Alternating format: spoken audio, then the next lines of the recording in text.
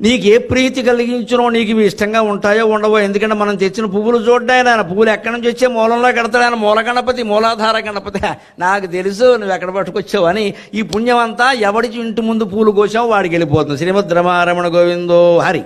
భారతంలో శాంతి పర్వంలో భీష్ముడు ధర్మరాజుకు స్పష్టంగా చెబుతాడు, ఎవడైనా ఎవడి సొమ్మైనా కొట్టేసి దాన ధర్మాలు చేస్తే, దేవాలయాల్లో ఆభరణాలు చేయిస్తే, దేవాలయాల్లో ఉత్సవాలు జరిపిస్తే ఈ పుణ్యం అంతా వాడు ఎవరి సొమ్ము కొట్టేశాడో వాళ్ళకి చెందుతుంది. ప్రత్యక్ష సాక్ష్యాలు ఉన్నాయి, చెప్పక్కర్లేదు. ఇంకా భగవంతుడు తన లీల నిరూపిస్తున్నాడు కలియుగంలో కూడా. మనం గ్రహించలేకపోతున్నాం అంతే.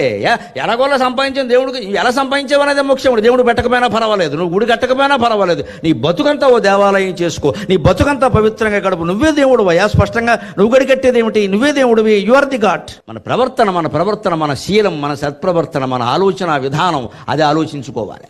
దేవుడి కోసం దొంగతనం చేయమని ఎవరు చెప్పలేదు ఇక్కడ. మామూలుగానే దొంగతనం చేయకూడదు, దేవుడి కోసం అసలు చేయకూడదు. దేవుడు మెచ్చుకోడు. అందుకని నీ ప్రీతి కలిగించును అని ఎందుకన్నానంటే అవి భగవంతుడికి ప్రీతి కలిగిస్తాయని చెప్పలేమండి మనం.